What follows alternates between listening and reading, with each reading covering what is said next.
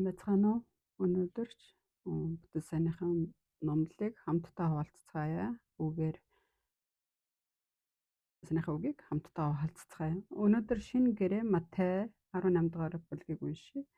18 дугаар бүлгийг 21-ээс эхэлж уншия. Уучлал. 21 Матай 18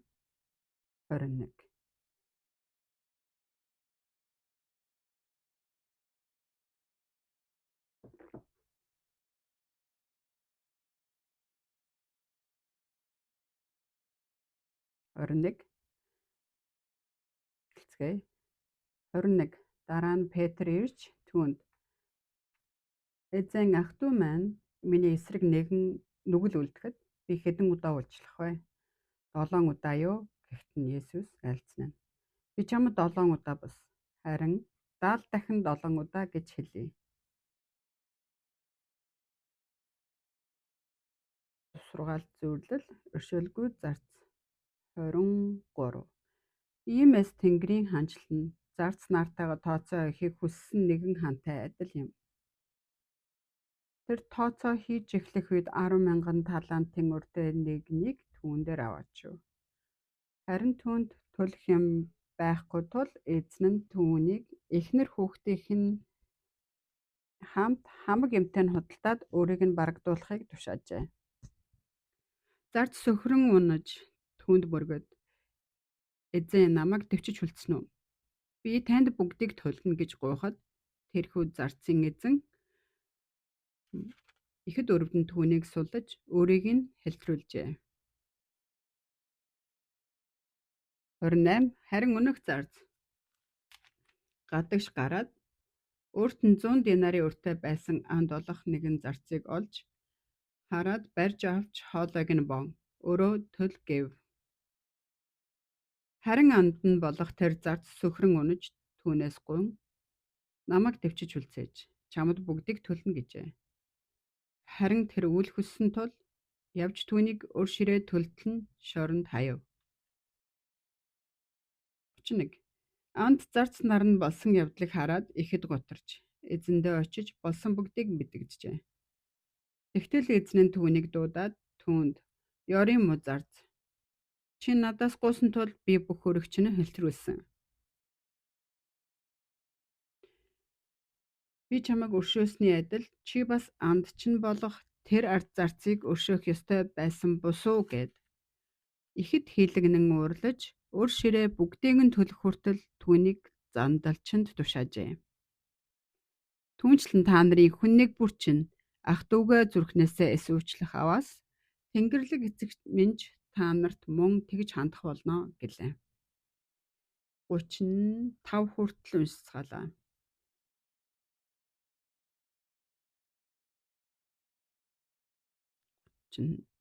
Тав уншсан. Есүс ингэж зөвлөлөөр дагалдагч нартай үгийг тайлбарлаж өгсөн. Энэ зөвлөл нь юуг илэрхийлж байгаа юм бэ? Луг 15 дугаар бүлэг дээр ааваасаа салан явдаг хүүгийн тухай бид нар хуваалцсан. Бурхан түүнд гайхаагүй харин хүлээсэн. Мөн буцан ирэхэд нь маш их баярлсан. Тэр нь юу гэсэн үг вэ гэхээр нүгэлтэй хүн бид нар сатаанд хурддагдаж Бурханаас салан явсан нүгэлтэн бидний тухай яриа юм. Есүс Христээр дамжуулан дахин бид нар Бурхантай холбоосыг үүсгэж аавынхаа гэрт иргэн очиж байгаа хүү шиг тэр Бурханы үнэхээр баярлдаг, тайлархалдаг тэр хайр болон ивэл ёроол дотор тэр түүний зүрх сэтгэл дотор иргэн ирсэн. Өнөөдрийн уншсан энэ хэсэгт утгыг харахад Петр ах дүүс нь ямар нэгэн нүгэл үлдэх, буруу үйлдэл хийхэд хэдэн удаа уучлах вэ, өршөөх вэ гэж асуусан.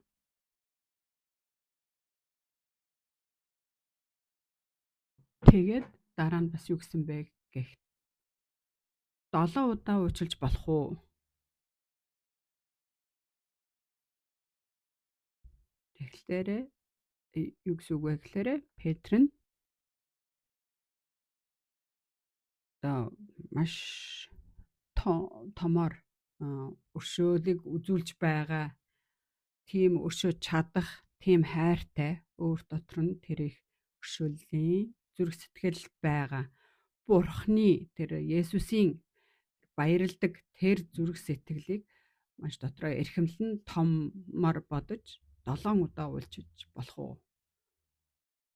Байблд 7 гэдэг тоог бүтэн бүрэлдсэн төгссөн гэсэн төгс тоог илэрхийлдэг. Бурхан 7 дахь өдөр амарсан. 6 өдөр ажиллаа хийж 7 дахь өдөр амарсан. Тийм учраас бид нар энэ ертөнцид амьдарч явах хугацаанд ч гэсэн 6 өдөр ажиллаж 7 дахь өдөр нь амардаг.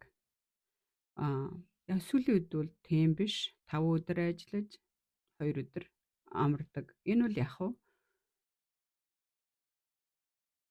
хүмүүсийн хооронд зохиогдсон хууль дүрм болохоор Библиэд бол холбоогүй. Яагаад бид нар бүтээсэн өдөр амардаг юм бэ? Заавал тэр өдөр амар гэсэн үг биш. Энэ 7 гэдэг тоо өөрөө зүрх сэтгэл дотроос амар тайван байх.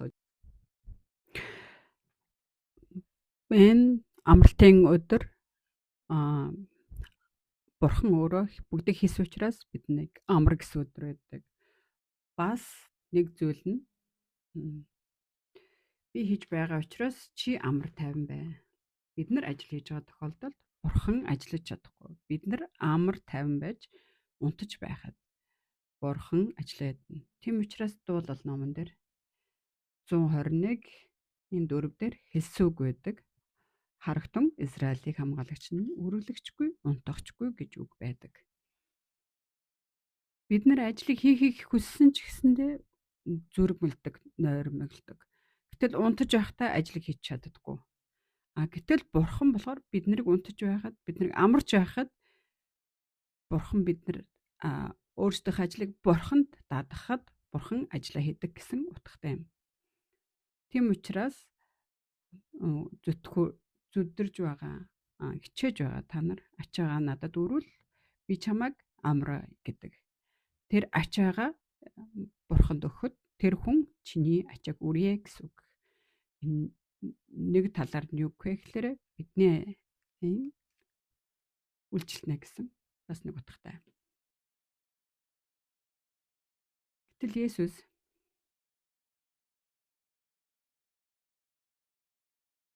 Петр одоо ингэж Есүст хэлэхэд Есүс энийг баярлаж хүлээж авах болно гэсэн зүрх сэтгэлтэйгээр 7 удаа уучлал болох уу гэж асуусан. Та нар хэдэн удаа уучлж чадах вэ?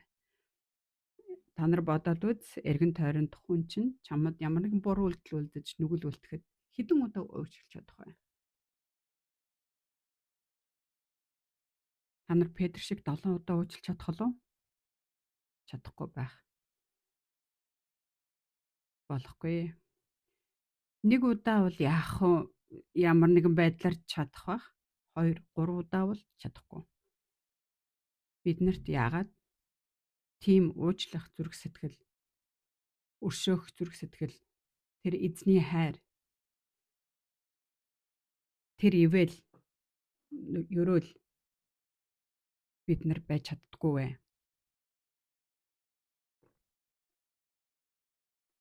Гэтэл Бурхан өөрөө болохоор энэ бүх зүйлээр элбэг хүн. Тэр 7 удаага 70 удаа хий гэсэн. 70 дахин удаа хий гэсэн.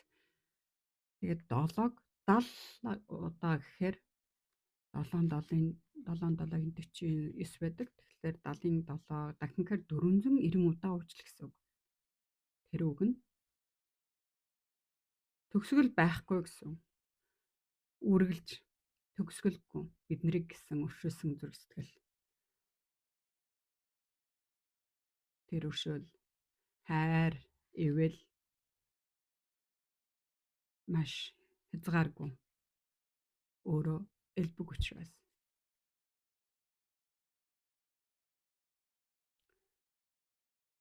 Петр болохоор 7 удаа үжилж чадчих байгаа болохоос биш. Есүс бол бурхан бол маш агуу. Тийм учраас бурхан бидний хийж байгаа ажлыг харахад тэр нүглэгийн тухай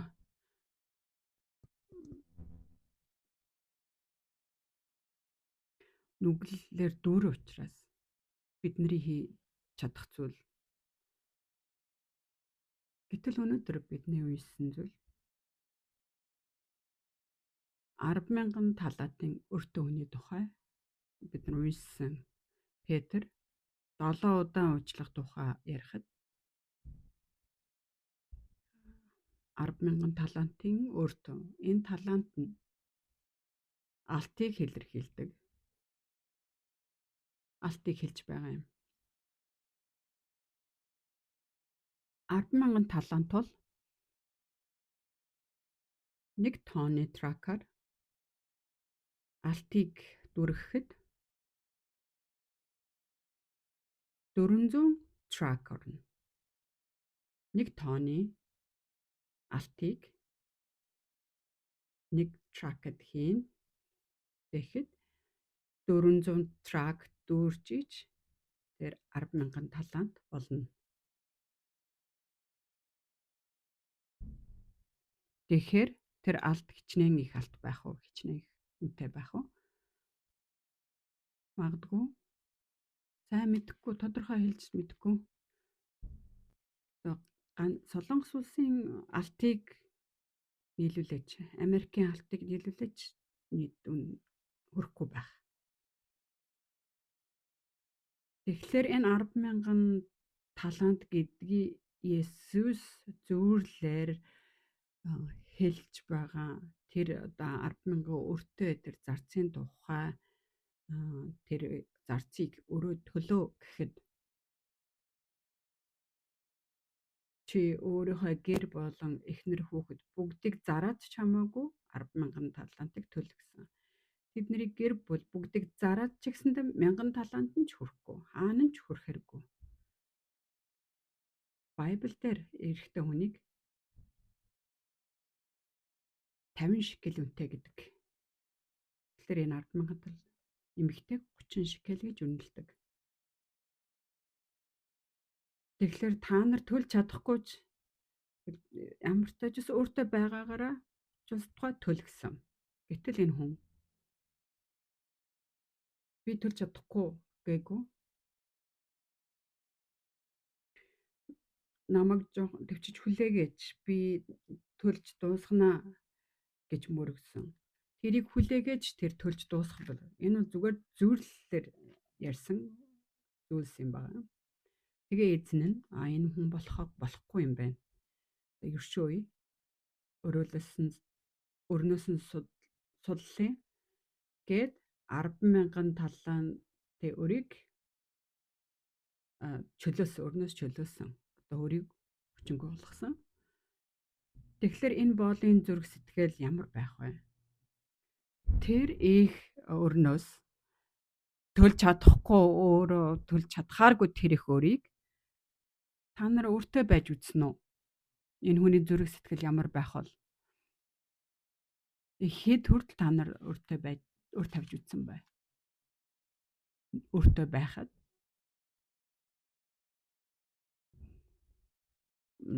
хүн бараг унтаж чаддгүй, нойр хүрэхгүй.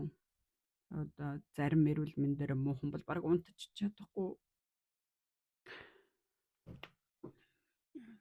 Энэ хүмүүс нүглийн тухай ямар ч ухамсар байхгүй. Эхэндээ жоохон тийм бич болно. Үргэлжлүүлээд нүгэл нь томроод явах юм бол тэр нүглийн мэдрэмж байхгүй болов.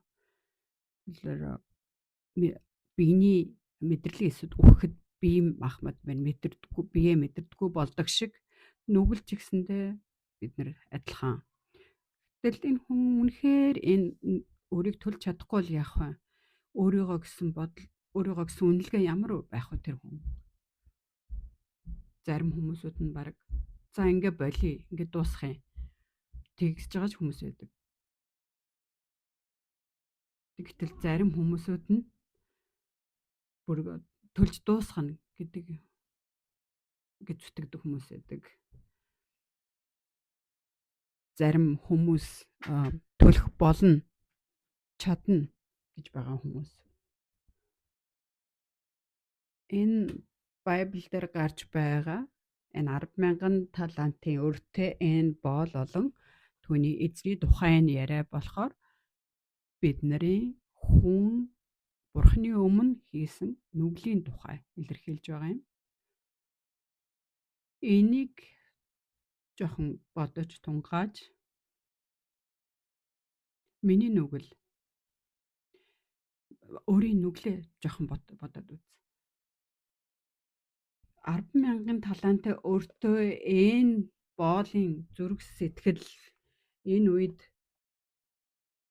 тэр хүний байгаа байдлыг бид нар Бурхны өмнө ямар байдалтай вэ гэдэгтэй харьцуулж бодох хэрэгтэй. Харин ч бүр толгоогоо тэргүүнээ ч өргөж чадхааргүй Бурхны өмнө гомдолж Бурханаас янз бүрийн нэхэж шаардж гууж тэгж чадхааргүй тэгэхээр нүүргүй юм байна. Зөвхөн толгоогоо дайлгаж Петр шиг би бол нүгэлтэй гэдгээр л хүлээн зөвшөөрөх юм. Бид нар амьд байхдаа хүнд тусалдаг, сайн үс хийдэг. Тэр бол тэр өөрний хаанч хүрэхгүй. Тэр зүгээр л өөрийгөө л тайвшруулж байгаа зүйлс. Ийм хүн өршөөгдөж гэж үз. Өрнөөс суллагдаж гэж үз. Тэгэхээр тэр хүний зүрх сэтгэл маш их талархлаар тэр өөр нь маш том учраас бараг үгээр ч илэрхийлж чадахгүй байх. Хэдүүлээ мөнгөөр тооцож үзэх үү? 10,000 талант нь нэг өдрийн ажлын цалинг доллараар тооцоо хийхэд жоохон хэцүү болохоор солонгосоор тооцож үзье. Нэг өдрийн цалин 100,000 вон гэж тооцъё. 10,000 талантын өөрийг дуусгахын тулд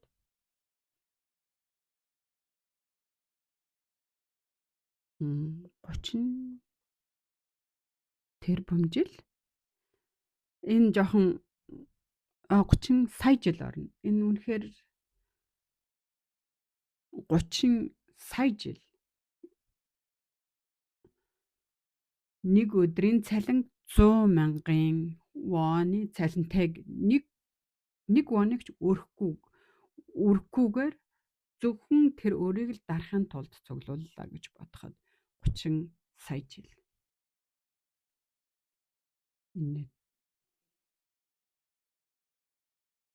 Тэгэхээр энэ төлж барахын аргагүй тийм их өр гэсэн үг.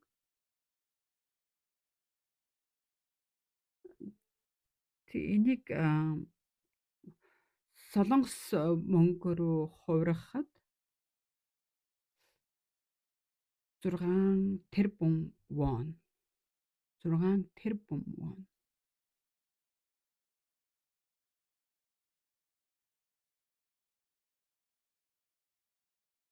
Тэгэхээр нэг талантын нэг ширхэг талантын цалин 16 жил орно. Нэг л талантыг цуглуулахад.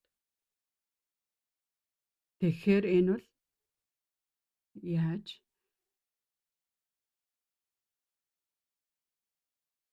Тооцож үзье. 1-д, 10-д, 100-д, 1000-д, 100,000-д, саяд гэд ингээд нэмээ явахад энэ тоо бол тоолж барахын аргагүй, хэлцэх аргагүй. Их тоо. Энийг энэ өөрийг нүгэл гэж бодоход маш их нүгэл. Маш тоолохын аргагүй гэсэн үг. Тэр нь бүгд нүгэл гэж тооцоход. Бид нэр тэр нүглээ бид нэр төлөх хэрэгтэй бурхны өмнө. Бид нар бурхны өмнө төлөх хэрэгтэй өөр юм байдаг. 10,000 талантыг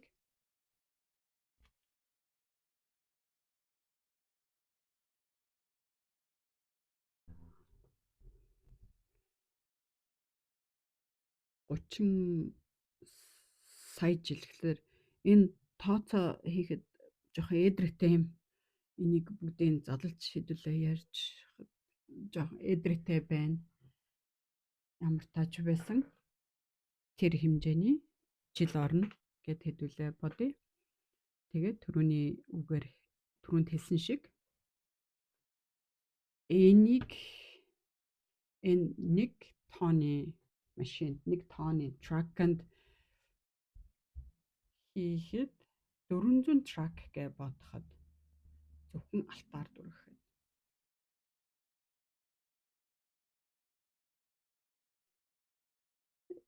Яг ийм их өртөө хүн энэ ертөнцид байхгүй байх.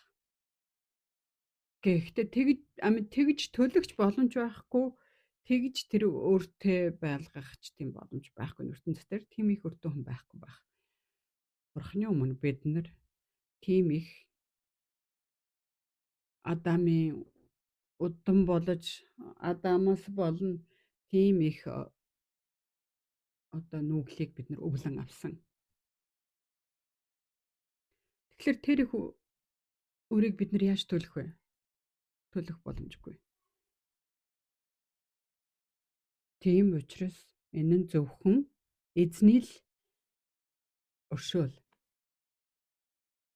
Тэр хүний л тэр эзний л хайр болон ивэл тэрнээс ил өөр зүйл энэ нэг дуусгах боломжгүй. Тийм учраас энэ эзэн түүнийг өөрнөөс чөлөөлдөг. 23-ыг харахад иймээс Тэнгэрийн хаанчлал нь зарц нартайгаа тооцоо хийхийг хүссэн нэгэн хаантай адил юм а гэсэн. Тэнгэрийн хаанчлал нь тэр зарц нартайгаа тооцоо хийхийг хүссэн нэгэн хаантай адилаа. Тэр тооцоо хийж эхлэх үед 10,000 талантын өртөө нэг түүн дээр аваач юу.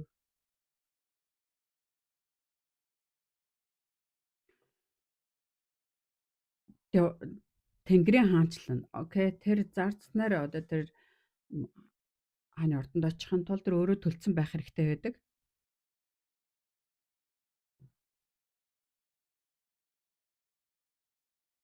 Тэгэхэд тэнд 10,000 таланттай өртөө хүн байсан гэж байна.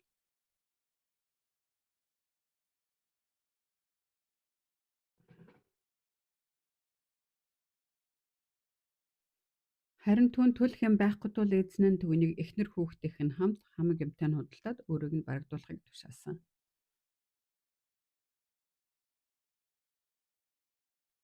Тэрийг төлөх гэсэн өөрөө төлж дуусах гэсэн. Төлөх чадваргүй гэдгийг мэдчихсэн ч тэр эхнэр болон үр хүүхдүүдэд ч болтоход зараад тэр нь өөрийнх нь ханж хүрэхгүй байсан ч түүнийг өөрөө төлгсөн. Тэгтэл энэ бол эзэн жоохон төвчм хүлээж өгөөч. Би төлөх болно гэж сөхрөн гуйдаг. Тэгэхээр энэ бол төлж чадахгүй гэж зугтах биш би төлөх ёстой. Би энийг төлөх болно. Яаж төлөх вэ? Ийм их өрийг би яаж төлөх вэ? Гэсэн үг. Энэ нь юу гэсэн үг вэ? Энэ үг нь юу гэсэн үг вэ гэхээр энэ их нүглийг хийхгүй байж чадахгүй. Энэ нүглээ би дийлэгч чадваргүй. Угааж цэвэрлэж чадахгүй. Яаж түүний зүрх сэтгэл хэцүү байсан бол? Тэгэхээр тэр эзнээсээ одоо өөх үү, амьд үлдэх үү гэдэг нь ерөөсөө л эзнээс нь шалтгаалж байсан. Тэгтэл энэ эзэн нь түүнийг өрөвдөж түүний тэр өршөөл ивэл нь түүнийг өрнөөс чөлөөлсөн. Түүнийг ерөөсөн. Энэ нь 27 дээр тэрхүү зарцсан эзэн ихэд өрөвдөн түүнийг суллаж өөрийг нь хэлтрүүлжээ.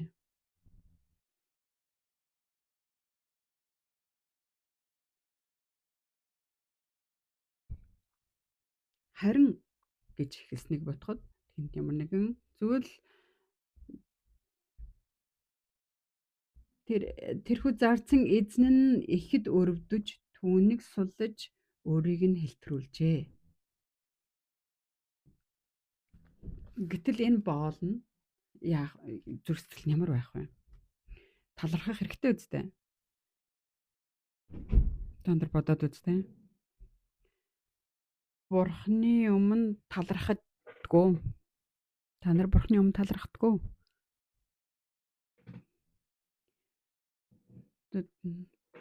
Маш ойлгомжтой талархахаас аргагүй байгаа тэр зүйлстэй одоо мартан энэ бүгд нь ойлгомжтой гэж амьдэрдэг бол бид нар уул нь бол энэ хөвөлийг мартаж болохгүй юм байна. Талархахад тэр эзний зүрх сэтгэлийг хүлээж лавсан бол талархахаас өөр арга байхгүй. Тэгвэл тэр эзний зүрх сэтгэлийг хүлээж авсан юм бол автоматар тийшээгээ талархал руу очихоос өөр замгүй. Ивэл дээрээсээ доошогоо урсдаг.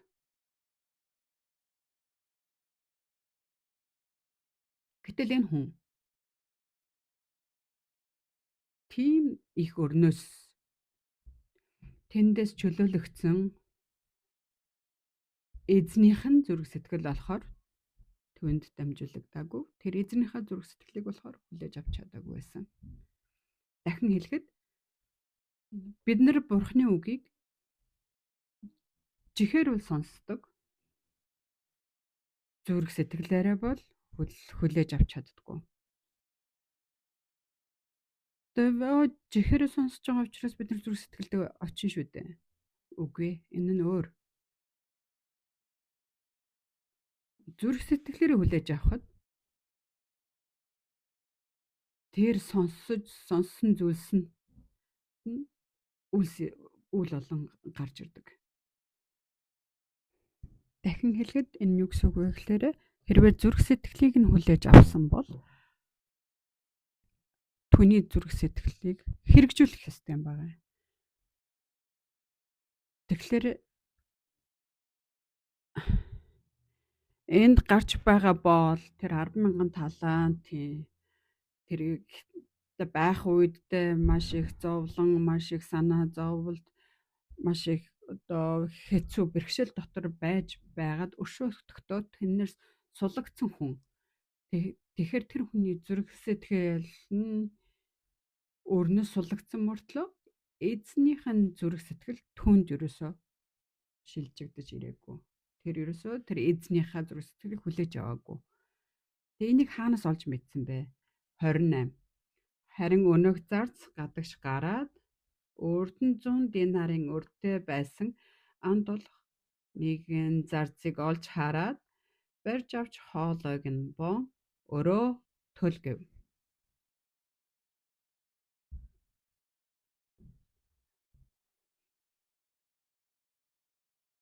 Эзнээс 10,000-ын өрнөөсөө чөлөөлөгдсөн өөрөө өөрт нь өөртөө байсан хүнийг очиж хэдийг авах ёстой байсан гэнэ үү?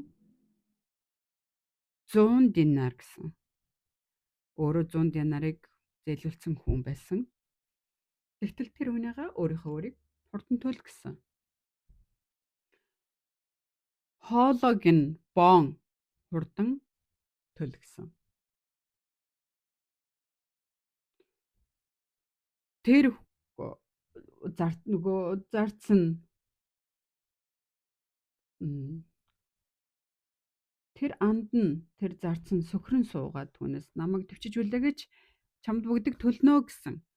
Тэр 100 динар нь болохоор зүгээр л 100 өдрийн цалин. 100 өдрийн цалин гэсэн үг.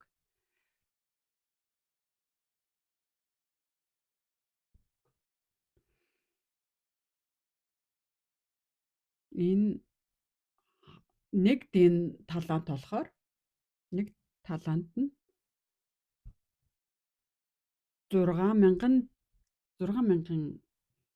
6,000 динартай тэнцүү. Тэгэхээр энэ 100 энэ зарцад өртөө байгаа энэ хүн 100 динарын өртөө. 100 динар. Тэгтэл тэр 100 динарынхаа өрийг хоолойг нь бон хурдан төл гэж шаардсан. Гэтэл нөгөө хүн нь өршөөлийг гуйж жоохон хүлээж өгөөч гэхэд нь түүнийг шорон даван хорьсон. Хэдийг төлөвлөхийн тулд 100 динарыг төлөвлөхийн тулд нэг өдрийн цалин нь 100 динар. Тэгвэл 10,000 талант 100 динар хоёр хооронд нь харьцуулшгүй ялгаатай. Тэгэхээр энэ хүн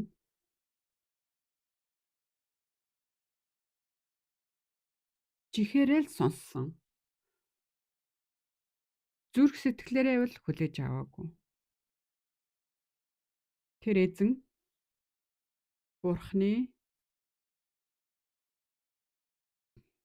бид нар бурхны ивэлээр маш том их нүглийг түүний их хайр ивэл ерөөл дотор тэр их нүглээс бид нар суллагдах боломжтой болж бурхны хүү болох тэр их боломжийг бидэнд өгсөн. Тэгвэл бид нар ямар зүрх сэтгэлтэй байх ёстой вэ? Тэр эзний зүрх сэтгэл, тэр бурхны зүрх сэтгэлийг, бурхны хүсэл, бурхны тэр хайр, тэр зүрх сэтгэл талархсан зүрх сэтгэлээр амьдрах хэрэгтэй. Тэгж чадахгүй мөртөө тэгж чаддгүй. Тэгээ би бол яг тэр маш ичгэвтер. Би бол яг энэ бол маш ичгэвтер.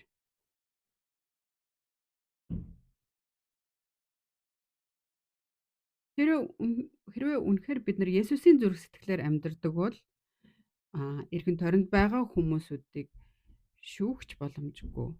Тэднийг дорд үзэгч боломжгүй. Тэднийг дургуйлах болохгүй. Тэднийг хараач болж чадахгүй.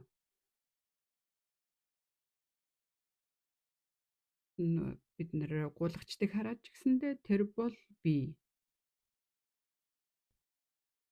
Завхарч яваад үйлдэл дээрээ баригдсан эмэгтэй маш олон хүний өмнө яг тэр үйлдэл дээрээ баригдсан эмэгтэй олон хүний өмнө ирж чулуугаар шийдвүүлж өгөх ёстой байхад би тэр эмэгтэйгээс өөр.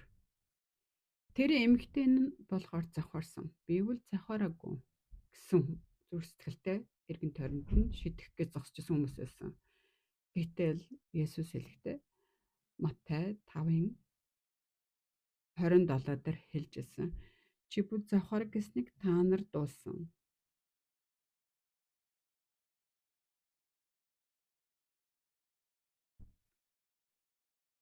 Тэгээд Есүс чи завхурсан. Чи ч вэ, та нар ч вэ ялгаагүй. Та нар харин тэр эмэгтэйгээр дамжуулаад өөрийнхөө дүр төрхийг хар гэсэн.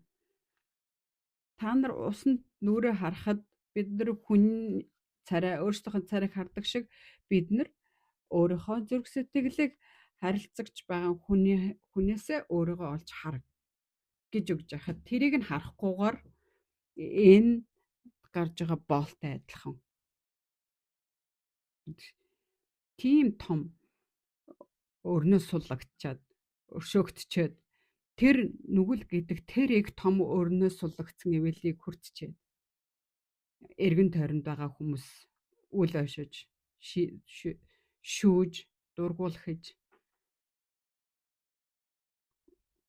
тийм харааллын ажлыг хийж байгаа энэ зүйлс нь бид нар аврагдсныхаа дараа Бурхны үр болсон тэр үед ч гэсэн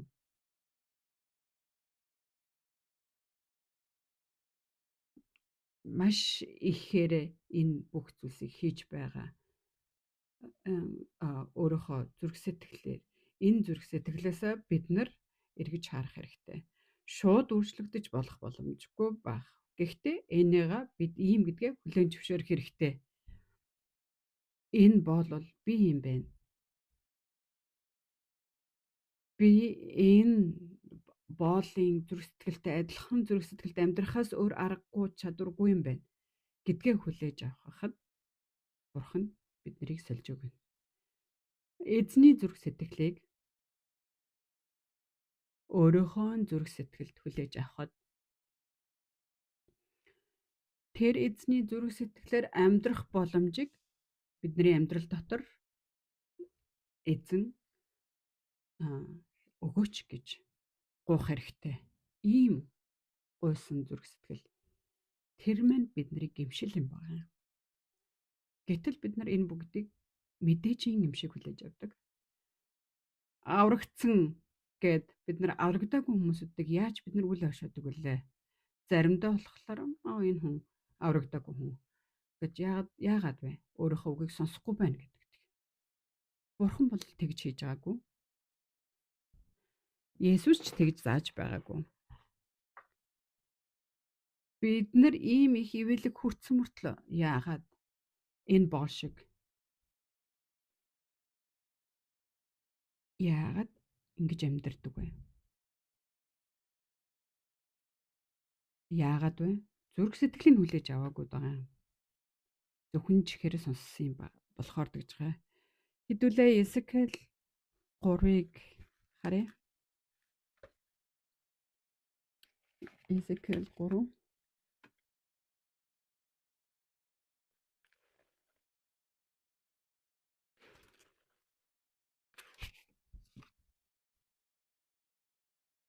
Есекел 3:10.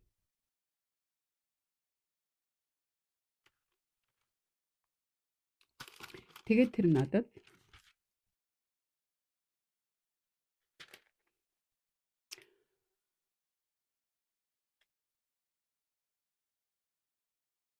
надад хүний хүү миний чамд хэлэх бүх үгийг минь чи зүрхэндээ авч чихээрээ сонс гэсэн.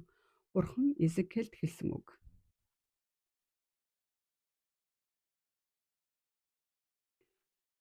Миний чамд хэлэх бүх үгийг зүрхэндээ авч чихээрээ сонс гэсэн. Чихээрээ сонсчиж зүрх сэтгэлтэй хүлээж авах юм биш үү? Гэвч Бурхан болохоо зүрх сэтгэлээрээ эхлээд зүрх сэтгэлээр хүлээж ав гэж хэлсэн. Тэгээд чихээрээ сонсоо гэсэн. Энэ 10,000 талантын энэ өрнөөс өршөөгдсөн боол энэ өршөөлийг өгсөн энэ хүн би чамайг энэ их өрнөөс чинь уучлсан учраас чи миний энэ зүрх сэтгэлдээ хүлээж аваа. Хэрвээ чи зүрх сэтгэлээр хүлээж авсан бол чи тэр 1000 динарын өөртөө андыгаа чи ч гэсэндээ чи өршөөх боломжтой.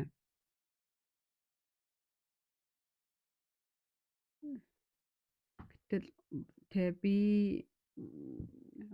тэр хүн харин ч тэ надад ийм их välээр намайг ингэж өршөөсөн гэд.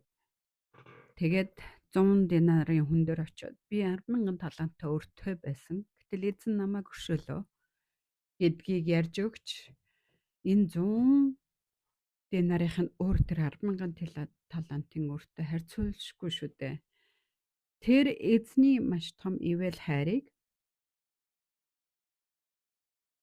би энэ их хайрыг, энэ их ивэлийг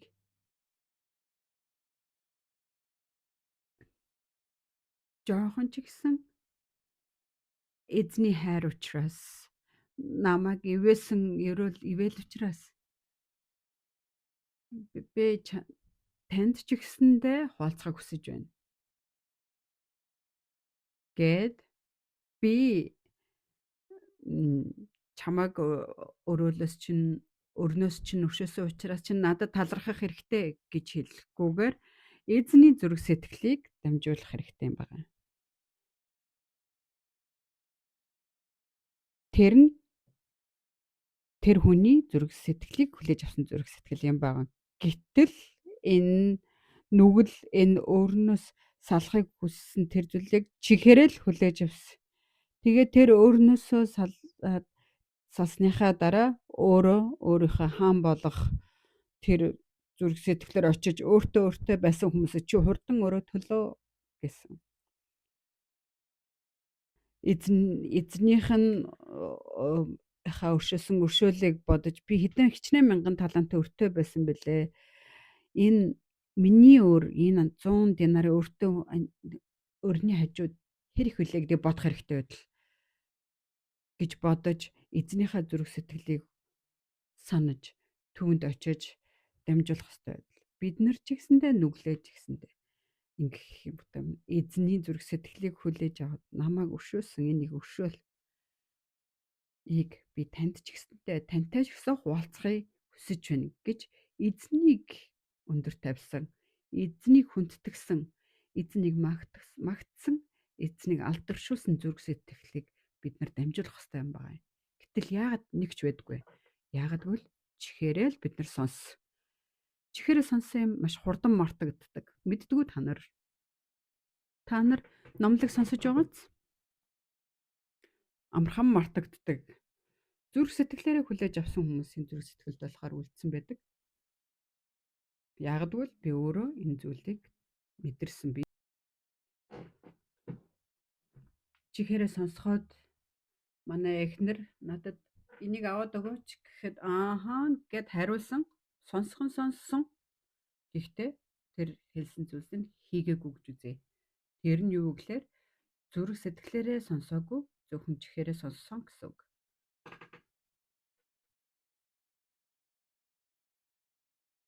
Бид нэр одоо Эзекиэлд бурхан ард түмний өмнө очиод дамжуулах үг байгаа учраас чи эхлээд миний үгийг сонсохдоо зүрх сэтгэлээрээ сонсоо гэсэн. Зүрх сэтгэлдээ хүлээж ав гэсэн.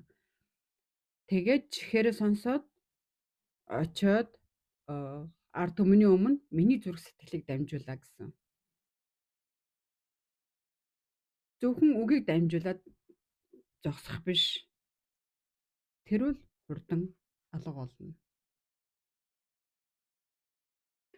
Тийм учраас бид нэр үгийг сонсохдоо дахин сонсоод дахин сонсож сайн тунгаан бодож ингэжж үгс бидний зүрх сэтгэлд үлдэж бид нарыг мэдлэг болон туршлага болон гарч ирнэ. Би номлолд очисон. Би номлог сонссон. Жохон цаг хугацаа өнгөрөхөд хаана ямар үг сонссон бэлээ гэдгээ санахаа болдог.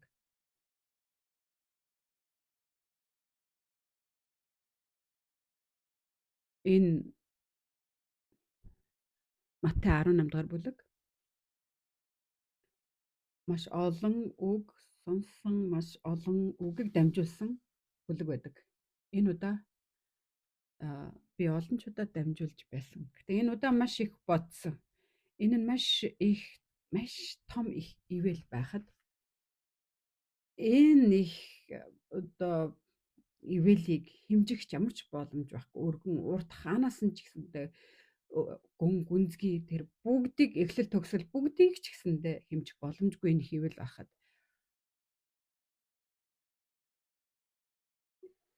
энэ шинэ гэрээнд маш олон үгс бид нар үргэлж талрах гэдэг үг байсаар байхад бид нар жоохон л зүйлд бид нар гомдолдог. Жоохон л зүйлд бид нар тэршадаг. Энэ нь юу вэ? Бид нар зүрх сэтгэлээрээ үгсийг хүлээж аваагүй байна гэсэн үг. Шууд энэ 10,000 таланттай энэ болын зүрх сэтгэл эзнийхээ өшөөсөн зүрх сэтгэлийг хүлээж авах хэрэгтэй байхад тэр өрнөөсөө суллагдсан, чөлөөлөгдсөн боловч эзнийх нь зүрх сэтгэлийг тэр хүлээж авч чадаагүй. Филиппой 2:5 дээр хэлсэн байдаг. Өөр хоорондоо Христ Иесус байсан шиг тийм бодолтой бай гэсэн. Тэр хүн эзэнтэй адилхан, бурхантай адилхан хүн. Гэтэл тэр боолын дүр төрхөөр хүний дүр төрхөөр ирсэн. Энэ ертөнцид ирсэн. Тэр шалтгаан нь тэр том нүглийг шийдэх гэж бурхан түүнийг ертөнц рүү илгээсэн.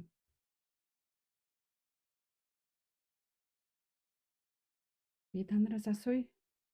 Есүс загалмай дээр цовдлогдсон нас урждаг. Тэгээд дахин амьлагддаг. Бурхан Есүсийг хайсан болов хаяагүй болов? Зөвхөн дотроо хариулцгаагаарай. Бас нэг асуулт нь Бурхан Есүсийг шийдгсэн үү, шийдэхээгүй юу? Өөрөөсөө хариулцгаагаарай. Бурхан Есүсийг хайсан.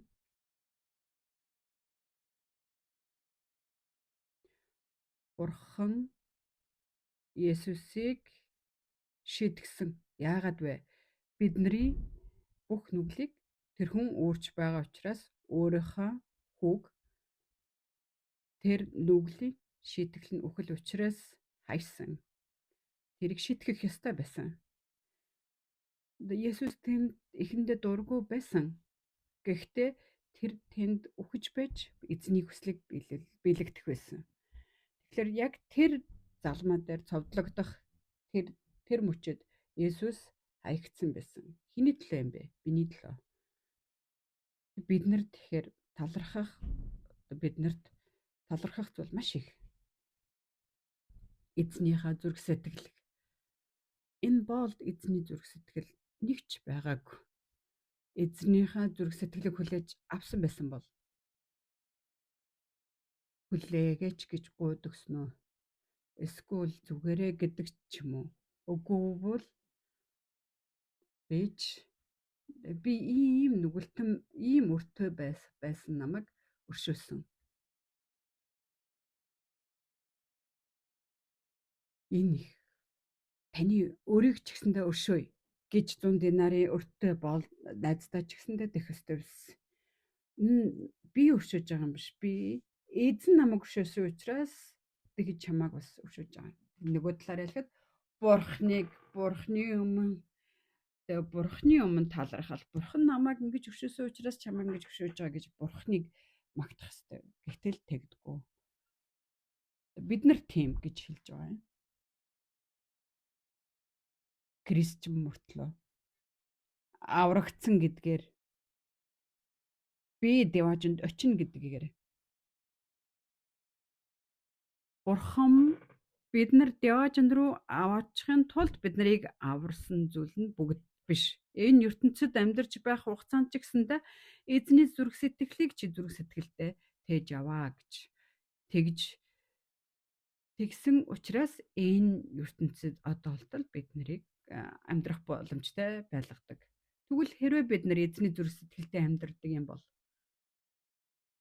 аврагдсан дахин төрсөн мөртлөө энэ хүн яагаад энэ боо шиг энд үгэнд гарч байгаа боо шиг амьдарч байна вэ?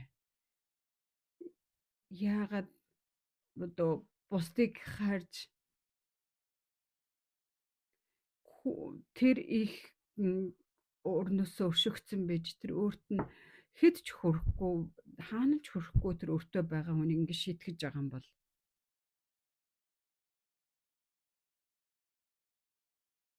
бид нар энийг бодцгоё. Би гэдэг хүн Бурханд итгэдэг маш том нүглээс бид нар чөлөөлөгдсөн. Тэр нүгэл байхгүй гэд ертөнцийн би үгсэн ч яваачнд очино гэж бүжиглэх биш. Тэгж болохгүй шүү. Тэгэх юм бол Бурхны зүрх сэтгэл тэнд ханаж байхгүй нь гэсэн үг. Хаана та нар тэр зүрх сэтгэлийг гээсэн байна вэ? Сатан бидний тэр зүрх сэтгэлийг авсан байна. Тэгэхээр үгээр дамжуулан тэр эзний зүрх сэтгэлийг хүлээж авах хэрэгтэй. Тэгэхээр бид нар хаашаа очих хэрэгтэй вэ? Тэгэхээр тэр 10,000 талантын тэр өртөө тэр нүглийн тухай буюу тэр өөрний тухай бид нэр сайн бодох хэрэгтэй юм байна. Тэгжиж бид нар дахин зүрх сэтгэлээрээ хүлээн авч чихээрээ сонсож өөр хүмүүс тэр үннийг мэдүүлэх бол ажлыг хийх боломжтой болох юм аа. Энэ нь Бурхны хүсэл гэдгийг Байбл биднэрт зааж өгдөг. Өнөөдөр энэ хүртэл хамтдаа үгээр өөрсдийнхөө дүр төрхийг харцгаалаа. Залбирая. Ариун эзэмнээ тань талархаж байна. 10,000 талантын өртөө бол мөн 100 динарын өртөө бол бид нар энэ их ивэлийг өмссөн бид Есүсийн зүрх сэтгэлээр амьдрч чадахгүй өөрийн зүрх сэтгэлээрээ амьдрах ийм зүрх сэтгэлтэй байхад энэ боо шиг шийдвэрлэхээс өөр аргагүй байгаа өөрийнхөө дүр төрхийг олж харлаа. Бурхан аав минь энэ үгийг сонсож байгаа бүх хүмүүсийн зүрх сэтгэлд тэднэрт Бурханы өмнө иргэн ирэх тэр ивэл ёроолтой цагийг тэдэнд өгөхийг хүсэж бүгдийг эзэн тань даатган Есүсийн нэрээр залбирч байна. Амен. Баярлалаа. Баяртай.